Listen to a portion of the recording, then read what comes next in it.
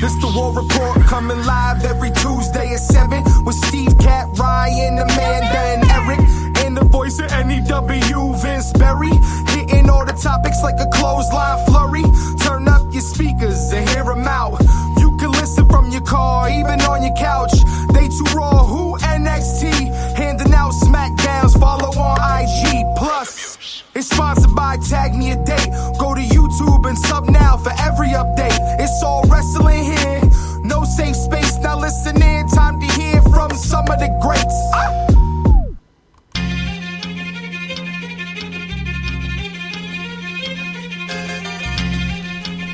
So, you think you're untouchable? Word life. This is basic thugonomics. This is basic thugonomics. Word life. I'm untouchable, but I'm forcing you to feel me. Word life. This is basic thugonomics.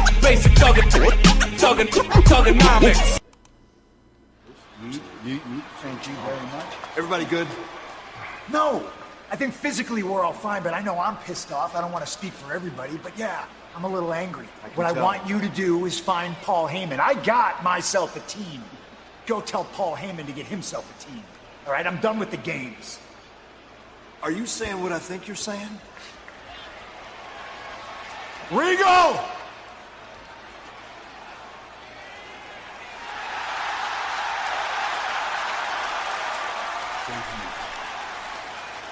War Games! Boys, officially prepare for war. Nobody does it better than William Regal, ladies and gentlemen. Welcome to another edition of the War Report After Dark. Boy, do we have a shit ton to cover. I mean... Yep. Fucking... Just on Raw alone, I mean, we have new champions, we have heel turns, we have unexpected things, we have things that were predicted right here on this show even a month ago. So we have a ton to break down. We're already getting flooded with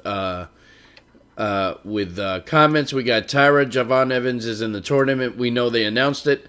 And I'm not so sure I'm thrilled with the matchup, but we'll get into it. Jassim, however, is somebody I wanted to talk to.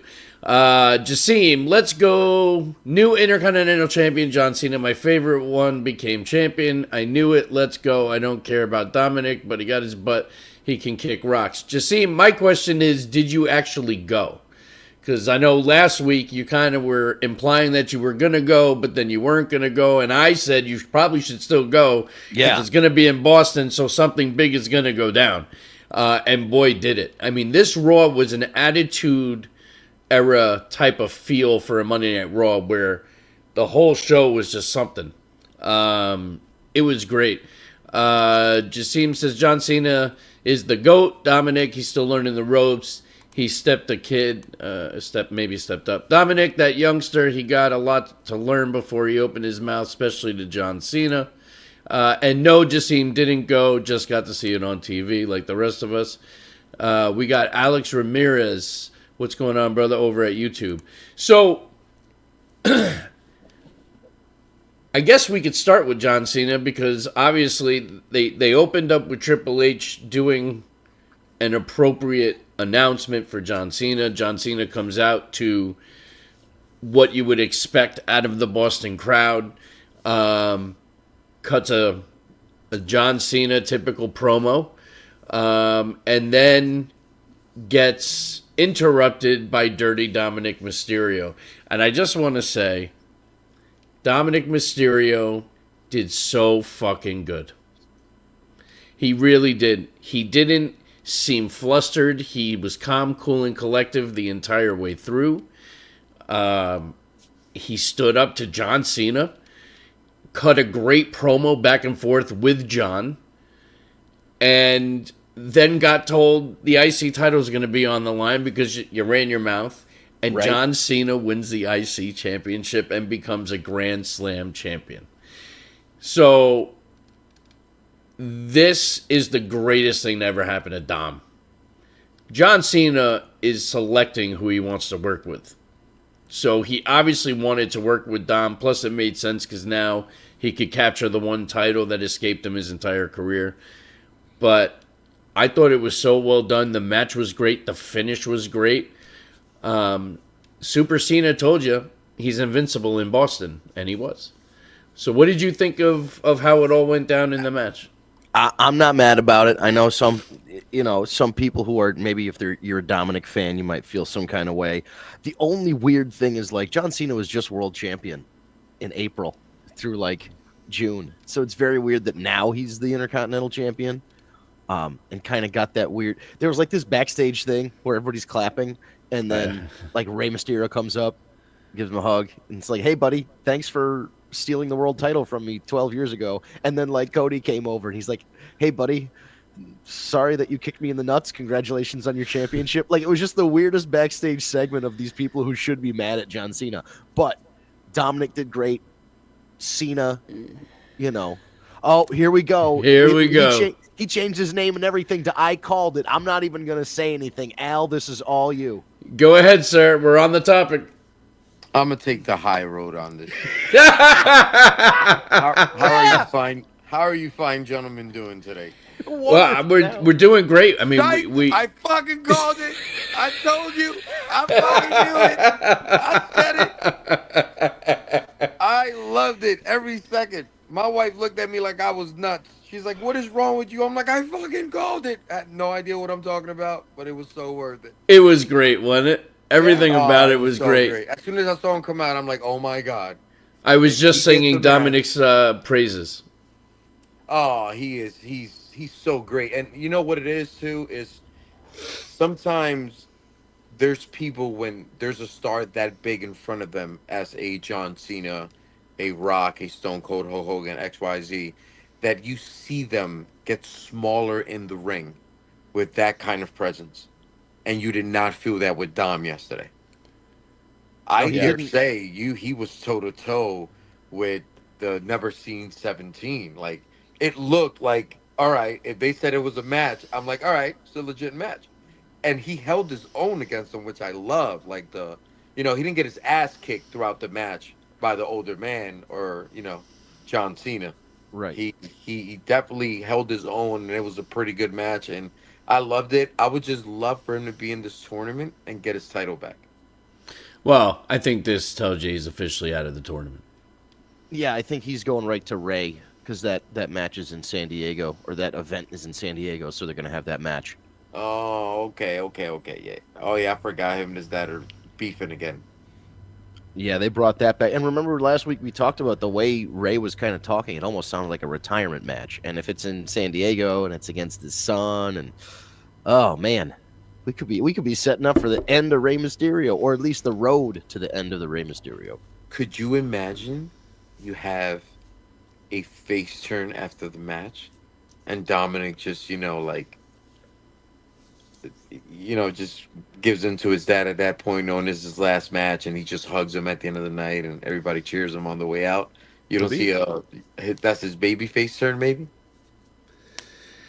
I mean, I think they're going to tie in his face turn with the return of Liv, because she's going to be super over when she returns. So I think go back to that? What was that? You think they'll go back to that? Absolutely. I think they have a face run together. You think so? All right, because I'm assuming yes, the Judgment Day still together by the time she gets back. So yes, well, that does make sense. There's already. It seems like. See, this is the thing. It seems like Finn is trying to get these guys to eventually turn on Dom. Right. So there you go. If the women turn, then you've got Liv as backup, and then you know what I mean. It's that kind of thing. Right. That makes sense. I like where you guys are going. I like it. So, John Cena takes the IC title to start the night. It's a great open, great segment, great everything about it. This show was also wrapped around setting the stage for War Games. So Dave Abbey over at YouTube raises a good question. Who else is on Team Punk? They're not going to do 3 versus 3.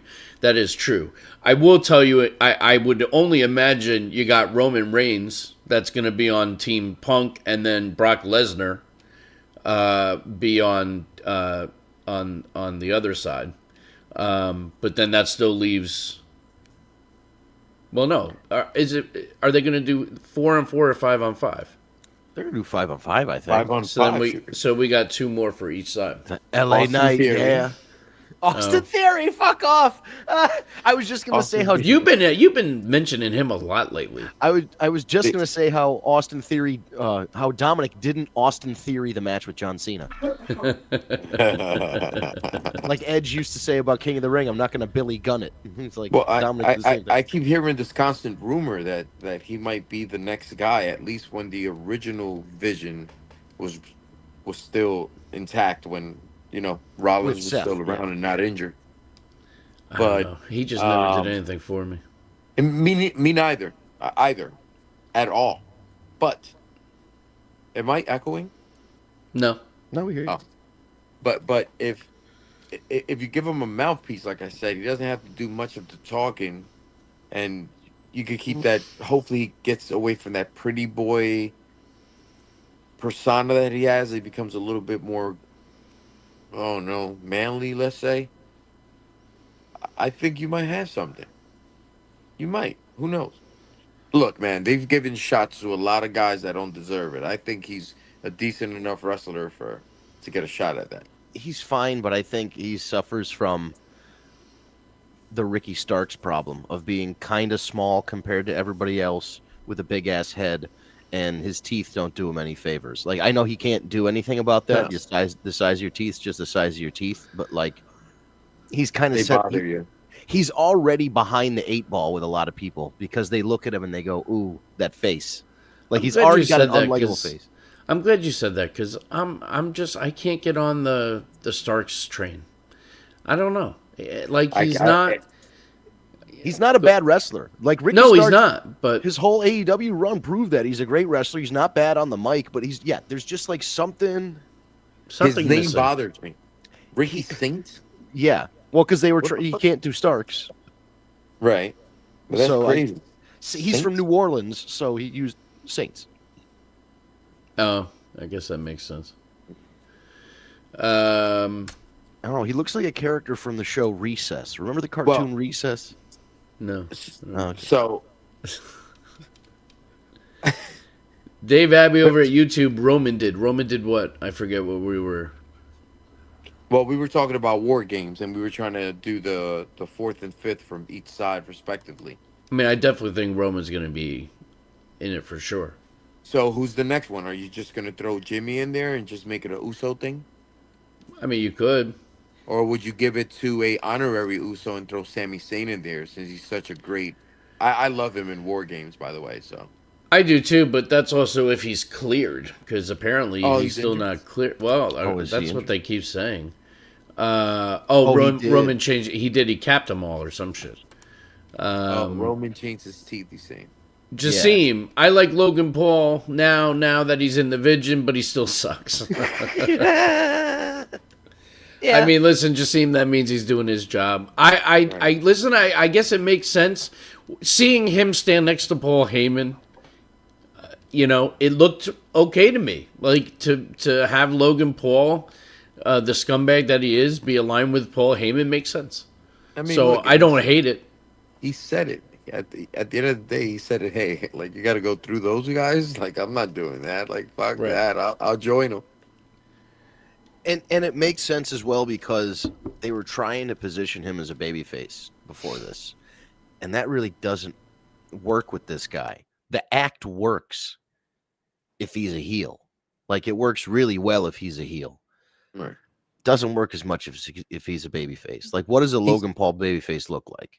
He's like the new version of the $1 Million Man, but more athletic. Like, he's just that guy. He's so arrogant. His persona is so arrogant that there's no way you could ever, like, have a face be that. No. And the thing that sucks is that, like, he can back it up. Like, it's not just like talk and, oh, I've got money. Oh, I can talk on a microphone. He can fucking wrestle. And His asshole. you want to hate him. And you're like, this asshole who did all this very questionable stuff on YouTube, ripped people off with cryptocurrency, all this other stuff. And then you go, God, this is like the one thing he's good at. Yeah, no, he's And I can't begrudge him that. You know, he's. We can question everything else about his morals or his character, but like, I I'm gonna can't tell you question what, his man. wrestling. I don't know how many people can say this, but I do not mind him when he's in the ring whatsoever. I actually look forward to seeing Logan Paul wrestle. Oh yeah, I think he's. You know, I am officially a Logan Paul fan for sure. That's a little too far. he said that he was in it full time and wanted to be a WWE superstar. He said it early on, and he signed a long-term contract. And we all kind of were like, okay, sure. A lot of people say this when they're a celebrity, and not a lot of people want to put the work in. Look at Travis Scott was supposed to have a match. Travis Scott was supposed to be a big part of John Cena's heel turn. And the second he got in the ring and took a couple bumps, he's like, oh, this shit hurts. I don't want to do it anymore. Well, he saw what happened to iShow Speed at the Royal Rumble, and he had wanted no parts of wrestling anymore. That was beautiful. That iShow Speed spear was fantastic. But we had a lot, you know, when Logan Paul first comes in, you have a lot of doubts about him. He's a YouTube guy. He's a celebrity. He doesn't need the money. Like, he can wrestle 3 or 4 times a year and will, you know, whatever, he'll make his appearances. He said what he said, and he fucking did it. He's a full-time WWE superstar, and he has been for several years. And I give him a lot of credit for and he delivers. Right, and he delivers. He could literally just live off of YouTube and make YouTube videos and live stream like this, and you know, he's choosing to go out and do other things. So I can't, like I said when you were away, we can question a lot of other choices he's made in his life, but the wrestling thing is he's found his calling, really. He's very, very good at that craft, man. It's like, and the short amount of time that he's grasped it in is the impressive part, right? Because correct. It's crazy. It really he is. did pick it up really fast. Too fast. Because I remember the first time I saw it, I'm like, this is his first match? Like, he's doing things veterans won't dare do. And also, he didn't. I know he trained. Obviously, he went through some kind of training, but it's not like he was somebody who said, "Okay, we're going to put you in the performance center. You're going to be there for a year or two. Then you'll be on NXT." Blah blah blah. None of that. They were like, "You're going to train. If you're ready, we're putting you on the main roster. We're putting you in pay-per-views. We're putting you in title matches against our champion Roman Reigns." Like he's been in all the big spots. You're here to make us money. Well, when he first came in, I'm pretty sure he was being trained by The Miz and Shawn Michaels. Well, that's not bad. I mean, you know. But he's athletic. And when you're athletic, sometimes it's easier to pick up. What surprises me the most with him is how quickly he picked up the psychology. Because that's usually the hardest part. The moves are the moves. You know what I mean? But the psychology. Right. That's the difference. You know? And he picked up on it very quickly. And it's impressive. And if you're a wrestling fan, you have to appreciate it. So, after John Cena wins the IC title, they have the first match of the Last Time Is Now tournament with Damian Priest and Rusev. I mean, it was a good match. Rusev got over, which I feel like is the first time he's gotten over in quite a long time.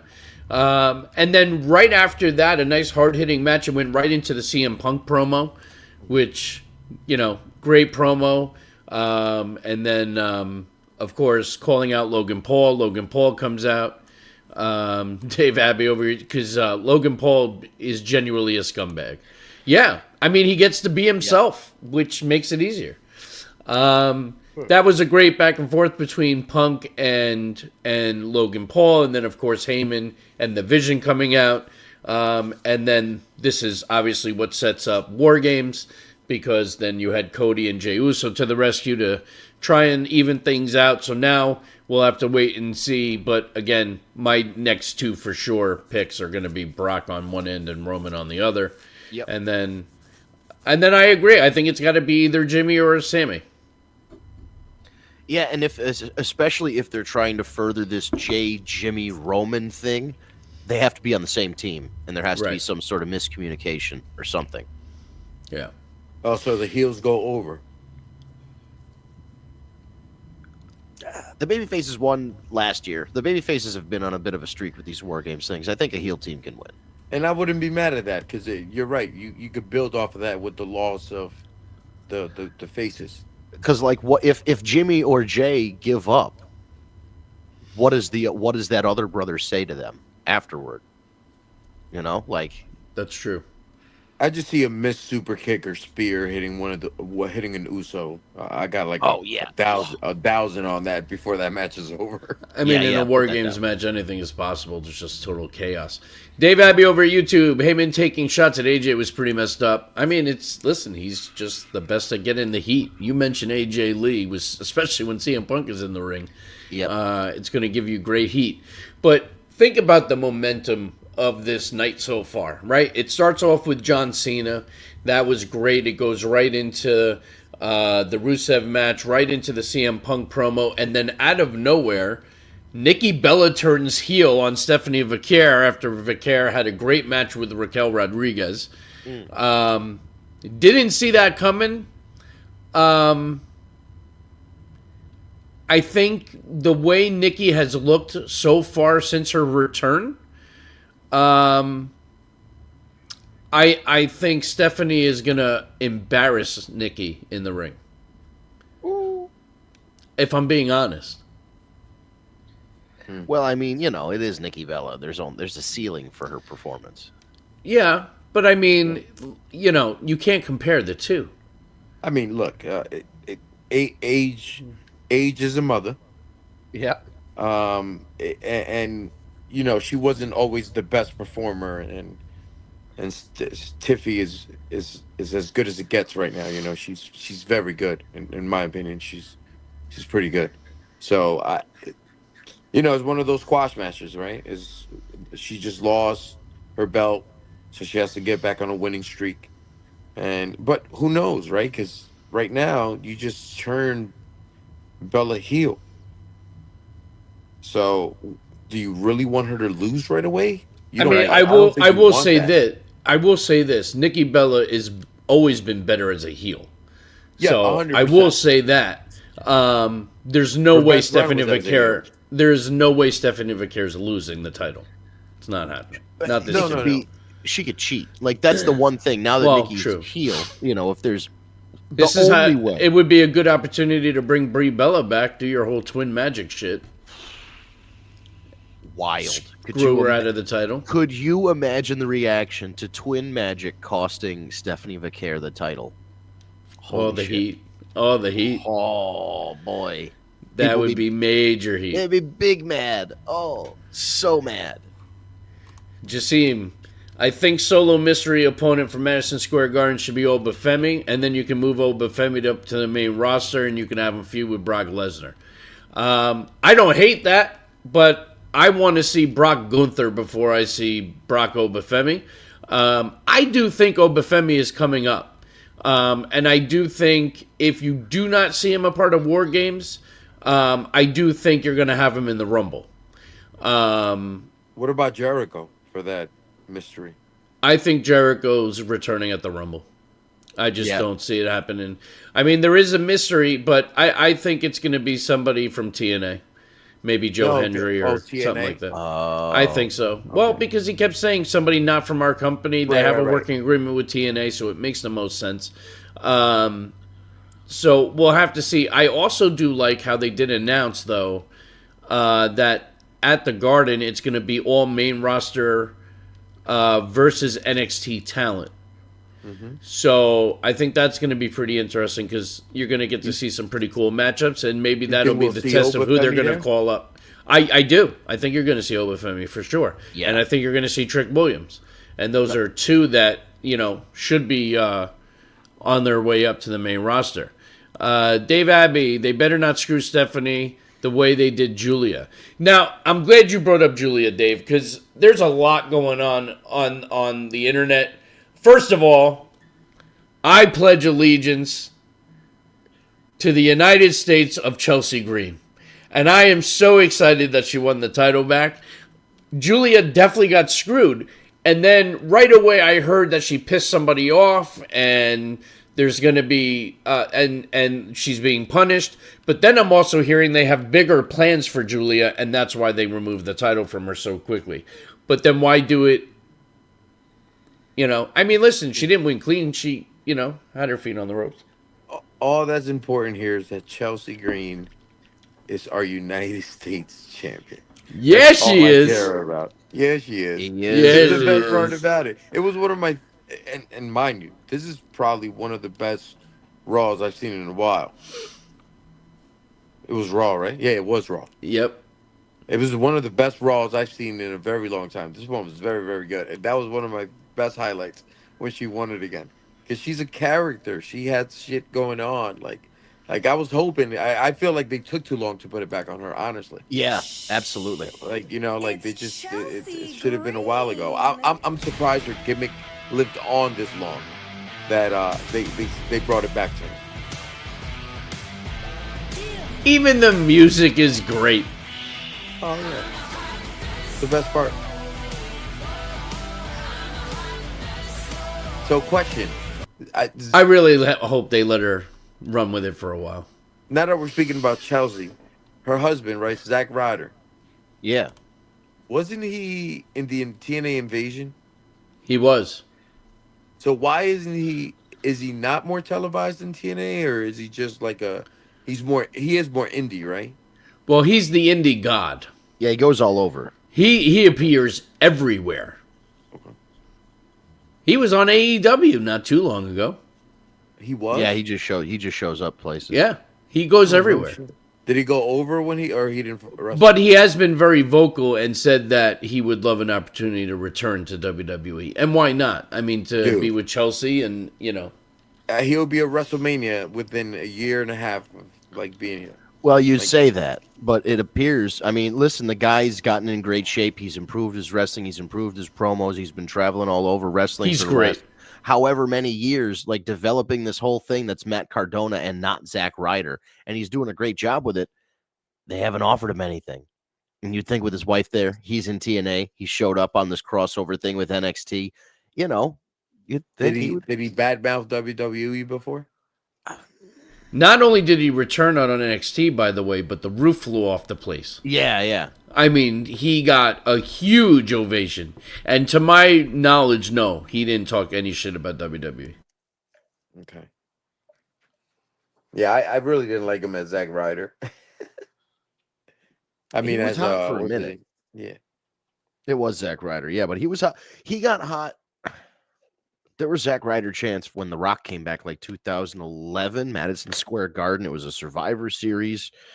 He had to acknowledge the "We Want Ryder" chants. He got over with the YouTube series that he had, Long Island Iced Z and all that stuff, and it got his friend an OVW contract, his friend the Big O, and his dad would appear on TV and stuff, and it got to the point where he would he won the IC title at a ladder match at WrestleMania, but I think he lost it immediately the next night to The Miz or something like that.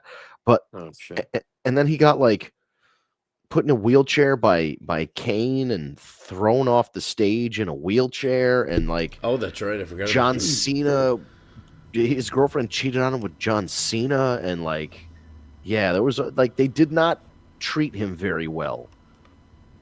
And I don't know. I mean, I don't know if that was a Vince thing or if it was an everyone thing. Because you'd think I think Vince was pissed because he got himself over on his own. But then why wouldn't Triple H? Triple H has been making inroads with Punk and all these other people who've been away for a while to try and make things right. This is the guy, right? I mean, listen, him being a part of the TNA invasion, I mean, that's a step in the right direction, right? So, yeah, that did just happen a few weeks ago. So that's true. And he probably does have other commitments currently, Very. But he's one I could also see returning at the Royal Rumble. Why the hell not? I like a one-off for sure. Sure, why not? Oh, the roof will fucking blow off that place. He wouldn't be a bad mystery opponent for the last time is now tournament, because A lot of history with John Cena. Exactly, a lot of history with John Cena, so that could be a possibility. I wouldn't be mad at that. So they announced that Javon Evans is going to be wrestling the return of Gunther. Why are we doing that pairing? There goes my other prediction. I mean, on paper, Gunther should absolutely destroy Javon and be able to keep him from being bouncy. I mean, you're going to see some powerful Gunther shit on him, and he's going to sell the hell out of him. He's going to sell all the spots real well for Gunther. But I can't see Gunther not being completely dominant in that match. Those fucking chops are going to be horrendous for that kid. Like while he's in midair and he just chops the shit out of him down. Like you're going to see some... He might chop him out of the ring. I'm telling you. Because he's that athletic. So he might just hit him with a chop in the side turnbuckle, and he might just flip over to the side and fall on the ground. I'm telling you. It's true. Oh, that's my God. Oh. Last time is now tournament. You had Shinsuke Nakamura versus Sheamus. I mean, another...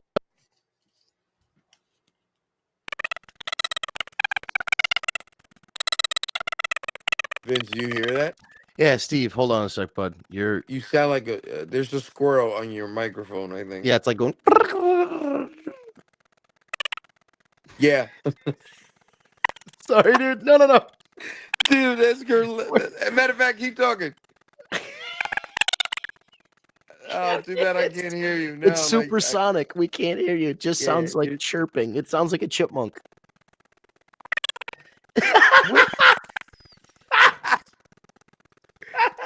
that was great. Oh, that was awesome. Wait a minute. Because we both, I mean, we can't see your camera, but now I think we can't both hear you. You can't hear me? I can't hear you. Oh, no. Can you hear me, Steve? I can hear all you guys. Can you hear me now? Al can't hear me. Oh, now I can't hear you. Shit. I can hear you. Now Al's got to go out and come. How fucking weird is that? Fuck, dude. All right. Well, we're back. So, and then another big shock of the night. You had Charlotte and Alexa lose the women's tag titles to the Kabuki Warriors. That was a shock, yeah. I wasn't expecting it. So, I mean, a lot of big shit happened on Raw. It was stacked. And it was a great match. Of course, you had shenanigans with Nia Jackson, the bougie bitch, or whatever the fuck her name is from NXT. I love it. Right? Doesn't she call herself the bougie bitch? I don't know what the fuck, you know. Just see him over at YouTube. WWE is a big marketing company, which sucks. I love WWE, but sponsoring everything sucks. The ring, and it's all thanks to TKO, as long as TKO. Listen, you know, they preached to us for a long time. Don't worry about TKO. Nothing's going to change. And for some things, that is true, right? The product is still what it is.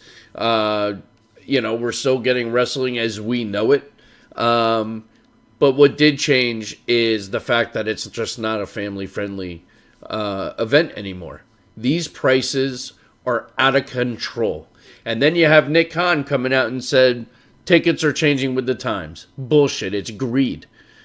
I mean, the price for these house shows, these Raws, these SmackDowns are stupid. And then, of course, you go to the major PLEs. I mean, just people can't afford them anymore. And attendance is showing it. And there is an outcry all over social media about these ticket prices. It's absolutely insane. And just seems right. You have the logos in the ring, on the turnbuckle. You have the Prime hydration on the fucking tables under the ring. Yeah, so it's on all this stuff. And every time there's a logo, they're getting paid for that. And they're getting paid to be on Netflix, and they're getting paid by ESPN. They're getting paid by all these places, and then they're like, oh, why don't we jack up the ticket prices? Yeah. I mean, it's just absurd. It's just people can't afford it. Just see him. The Prime bottle sucks. It's like watching a carnival event in the circus. It's not even in town thanks to the marketing of TKO. I mean, he's not wrong. It just sucks. You know, I mean, you were able to take a family of 4, get food, get merchandise, enjoy the show, and it didn't kill the bank. Right now, to go to a wrestling show with a family of 4 is like a mortgage payment. Dave Abbey, get ready to see more events outside the U.S. Well, that's the other thing. I mean, look, they're doing the Royal Rumble. Is going to be WrestleMania. I mean, and then these jack-offs, didn't they say they want to get away from the Vince McMahon PLEs? So let's just be clear. The day that they do away with the big 4, I'm done. Yeah. Like, if you tell me Survivor Series, Royal Rumble, WrestleMania, SummerSlam are going away because they're Vince McMahon PLEs, suck a dick. I'm out. They've transcended far past the fact that this guy came up with the name of them and promoted them. You know, it was... First of all, most people didn't know Vince McMahon owned the fucking company until 1997. There was a whole period of time where the face of the WWF was Hulk Hogan, the Ultimate Warrior, Macho Man, guys like that, and Bret Hart, Shawn Michaels later and later. But the revelation that Vince McMahon owned the company was really, really late, 1997, the Montreal Screwjob. This is when everything came to light and the evil Mr. McMahon character came to be, and then he started to become one of the faces of the brand and associated with it, not as just the owner, but a character. And yes, he was an enduring character for a very long time, but he's also been gone for a couple of years now. The way media moves, that's a long time, especially now in 2025. The way media moves and the way the news cycle moves, Vince McMahon might as well have been gone for 10 years, even though it's only been like 2 or 3. Like, he's not he's associated with it because, yes, he was the creator of it, but you have to think that the name WrestleMania carries so much weight with Andre versus Hogan and Stone Cold versus The Rock and all this other stuff that happened that you can't just associate it with one guy. You have to associate WrestleMania with the whole concept of the prestige of that event. You can't just say, well, this guy named it, therefore it's bad. That's true. It makes a lot of sense. Yep. But who knows how they're going to think. So, subsequently, by Alexa and Charlotte losing said titles, that set up the women's War Games match. So now you got Alexa and Charlotte and Rhea and Io going against, I guess, Nia, the bougie bitch, Raquel and Roxanne. Or, no, I'm sorry, and the Kabuki Warriors. Which also then means the titles won't be back on the line again. And then, do Charlotte and Alexa go for a rematch? Or now do you officially have them split and go their separate ways? That's what I was thinking. And does this start somewhat of a downfall for Alexa and put her towards the Wyatts? Because I'd be okay with that. That'd be fine. I miss Alexa Wyatt. Yeah, and the group is kind of, they're good, but, they're missing the first of all, they're missing Bray, of course. They're always going to be missing him. But, like, just having her really would bring something to the group that, like, really ties them back. Do they still have the titles? No. Tag team titles? Or do they still have them? SmackDown tag team titles. It's a shame we're asking this question.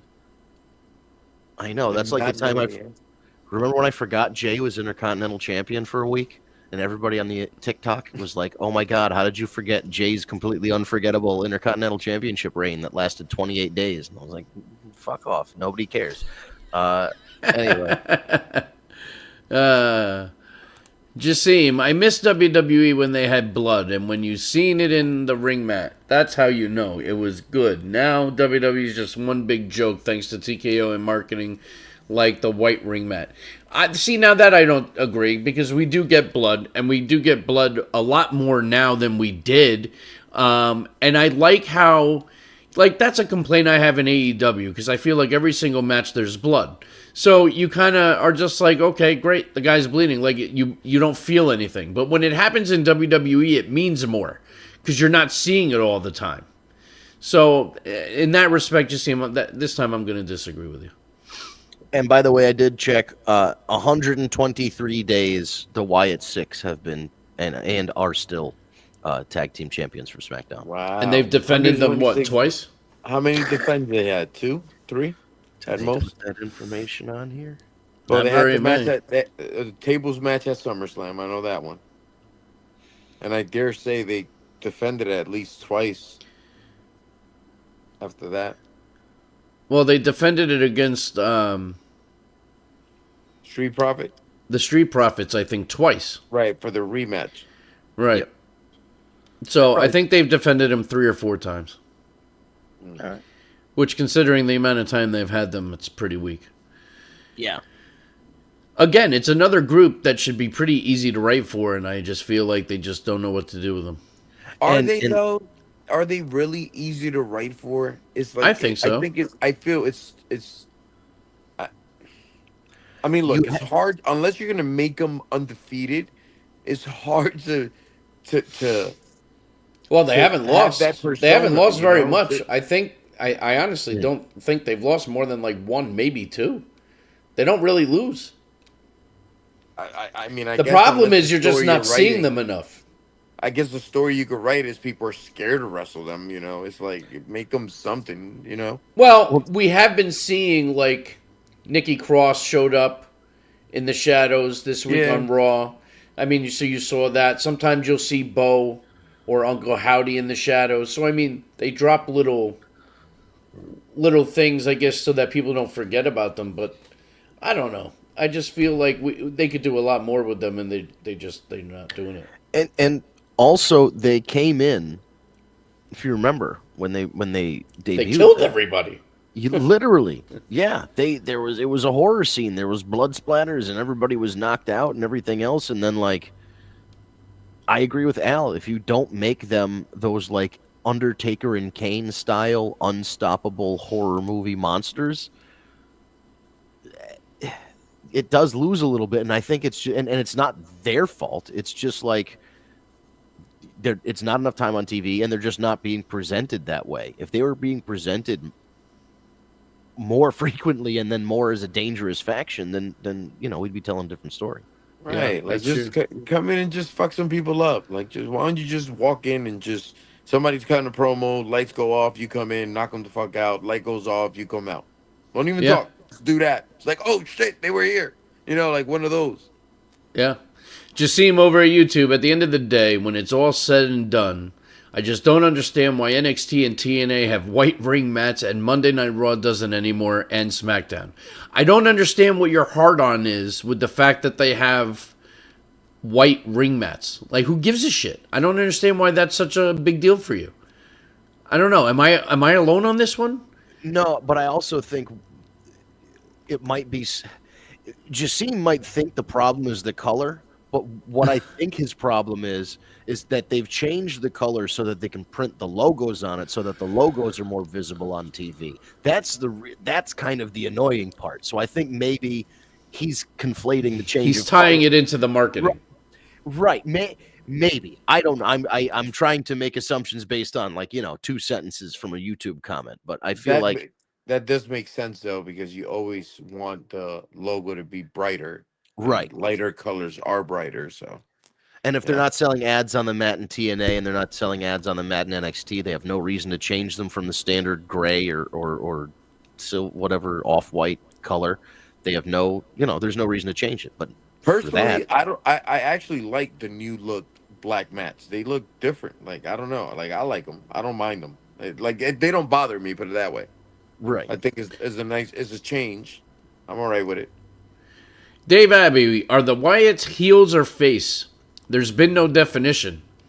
I gotta be honest with you. I don't think they are heel or face right now. Because we've seen them go after heel tag teams. We've had them go after face tag teams. So I believe they're somewhere between Papa Chongo and the Boogeyman. Right. Somewhere in the middle there. That's their thin line. Jassim, that's exactly what I'm talking about. I just don't like the way they have the ring mat set up and the marketing. It's just too much like I miss WWE and Vince wasn't in charge. When Vince was in charge. Don't we all? Well, aside from there's a lot of things that I'm happy about since Vince McMahon's gone. The advertising, I do agree with, though. Young Vince. Like 1990 Vince. Like mid-90s to early 2000 Vince. I miss him. Right. If we had 97 through like 2002 Vince McMahon still booking the show, we'd be telling a different tale. Yeah.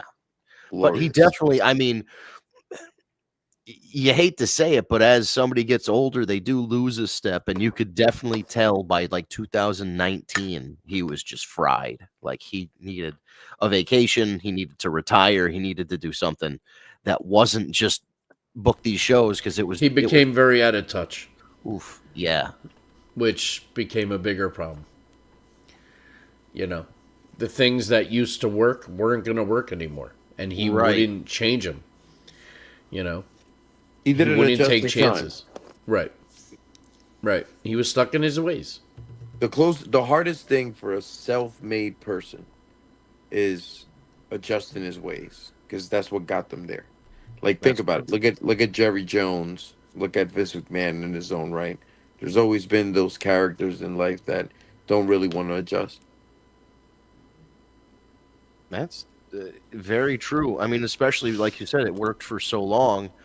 Now it's funny because Triple H kind of, again, he's not doing as poorly as elderly Vince McMahon booking the show, but it's just interesting that Triple H seems to be stuck in the era that he was popular in, of the Attitude Era, where every show ends in a big fucking running fest.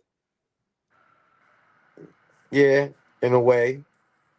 But you know what? It gets the crowd hyped. It gets the crowd going. It gets the holy shits going. You know, all that other good stuff. So, I mean, I always love when a show ends with a pop. I think that's awesome. It's just like, I can't wait till next week. You know? Yeah, you have to have something that leads into next week at the end of the show, Right. for sure. The cliffhanger. You need the cliffhanger for sure. And with War Games, you're always going to have some sort of big group fight to set that up. But it's just funny that Triple H sometimes just relies on the it's a singles match. Throw 6 people in to interfere at the end of the show. Fuck, let's go. Fuck it. Just to go throw him in there. How cool was that when Rigo came in? He was like, War Games. He's like Ron Simmons. They keep him under contract all year long for like one or two things. Like Ron Simmons comes in and says "damn" once a year. William Regal comes in and says "War Games" once a year. It's a pretty good gig. Mm-hmm. For a Legends contract, I'll take that. Nobody does it better though. No, I know. It's really interesting to me that after all the dust settled and Vince McMahon technically won the Monday Night Wars, Cody Rhodes is the champion, who's his influences are all Dusty and NWA wrestling, and Triple H is in charge, who was a big NWA Harley Race guy, and they brought back War Games. War Games is the main event of Survivor Series. Vince McMahon might have won overall, but WCW won just a little bit. They won a couple things. Well, they have a huge influence and what WWF is. I believe WWF was at their best when they were beefing with WCW. Correct. And before that, I mean, you dare say because WCW was the old NWA, right? In a way, or no? Yes. Right. So and for what I know, outside of they've really had some great wrestlers, for what I understand and for what I've seen. So, you know, it's hard not for those guys that we grew up watching not to have, watch those wrestlers growing up. And it was like they had their own AEW, or WWE per se, or WWF, WCW that was theirs, and they had some great wrestling. It's like us going we love Ric Flair, Sting, the Harlem Heat, Lex Luger. Like, there was a lot of guys that were in that wrestling that it was like, the Steiner brothers, and I could keep going. That were great, and I loved. That's when I was younger, So one thing I want to bring up that I wanted to touch on as we're getting to the top of the hour, I'd be remiss if I didn't mention that on SmackDown we received the best promo we've ever heard from Jade Cargill. Because it was short, sweet, and to the point. Her entrance was actually longer than the promo. And she literally came out and said to all you women in the back, "I'm that bitch," and dropped the mic and walked out. You don't need to say anything else. This is going to be the Goldberg run for Jade in WWE. As a heel, she is going to just dominate. And I agree with what we said last week, where I think her matches are going to be quick. I don't think they're going to be very long. I'm not saying quick, like squash quick, but they're not going to be long. And she is just going to be dominant. I would have until Bianca comes back. And then that'll be a...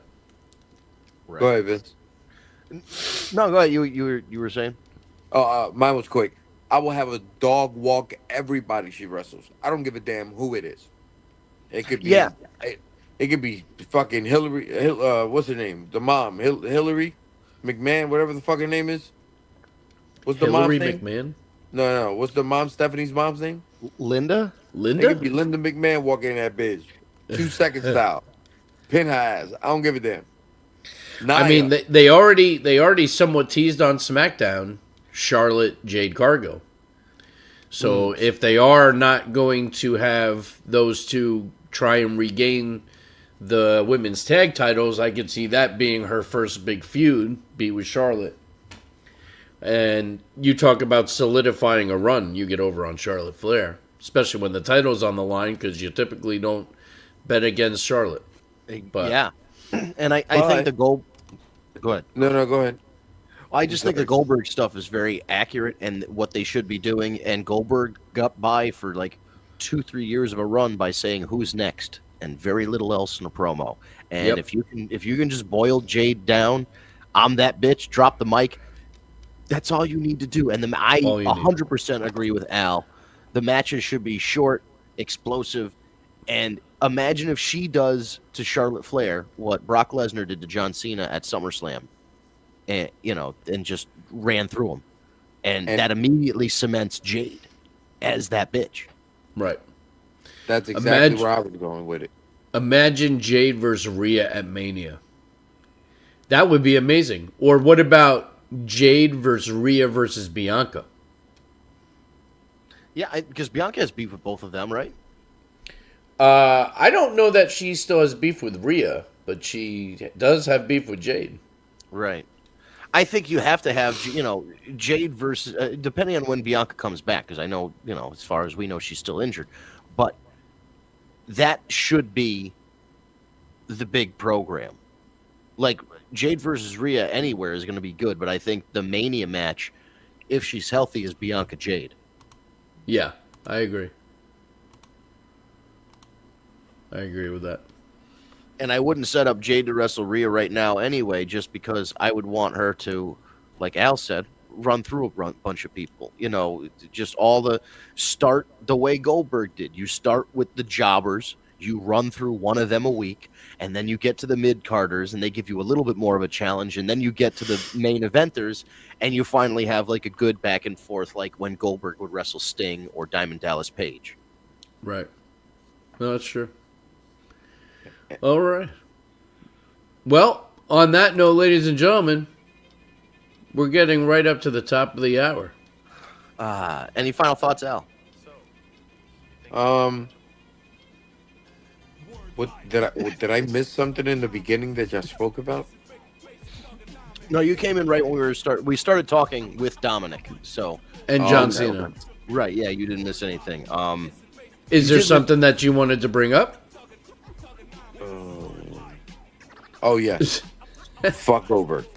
That's what we were missing at the beginning. We were missing something. I'm sorry. We were missing something. That's what I needed. That's what I needed from the beginning. Perfect. We've come full circle. For those of you who are enjoying the John Cena background music here, the WCW or the WWE YouTube channel has the best of John Cena going 24/7 right now. Now, the best of John Cena includes some matches that I wouldn't necessarily include, like matches against the Great Khali, but it is what it is. If you want to get that Ruthless Aggression era feel, go to the WWE YouTube channel and check out that stream. If you'd like the NWA, WCW stuff we were talking about with Al, I can't wait to see what the WCW Vault puts up this month, because last month it was all old Halloween Havocs. So I can't wait to see what this month's 24/7 stream is. I guess I'll keep you guys posted. But if you enjoy the show today, we go every Tuesday night, 9 p.m. Eastern time. We've already gone through the daylight savings thing. So whatever time you listen to the show, that's the time you listen to it every single Tuesday. We are live streaming on Facebook and YouTube. both Steve's personal Facebook, and if you go to Facebook and type Tag Me a Date in your search bar, you can like the page by hitting the thumbs up button, and a live stream will go right into your news feed on Facebook. On YouTube, type Tag Me a Date in the search bar. You'll find our YouTube channel. Hit that subscribe button and the notification bell so you get notified when we go live on Tuesday nights. You can follow us on social media at Tag Me a Date with no spaces. We're on a lot of social media there: Facebook, YouTube, Instagram, Twitter /X, all at Tag Me a Date. Our TikTok is The War Report Podcast, and that's all one word, The War Report Podcast. You'll find us on TikTok there. During the week, we post reels and shorts of the stuff we discussed the week prior to prepare you for our next Tuesday's show. So follow social media to see those clips over there. If you prefer an audio version of the podcast instead of a video version, just go to your favorite podcast app like Stitcher, SoundCloud, Spotify, Google Play Podcasts, or Apple Podcasts. Type in Tag Me a Date, type in The War Report. You'll see our lovely logo that's in the top right-hand corner. You'll see our names in the description: Steve, Vince, etc. And you can just hit that subscribe button. Ryan rips the audio from the live stream, uploads it to podcast apps. So it will just be delivered right to your tablet or phone as long as you are subscribed. Thank you, everybody, for commenting. We had Dave. I don't think David was Roska in here. I don't think he was. We got to send out a search party.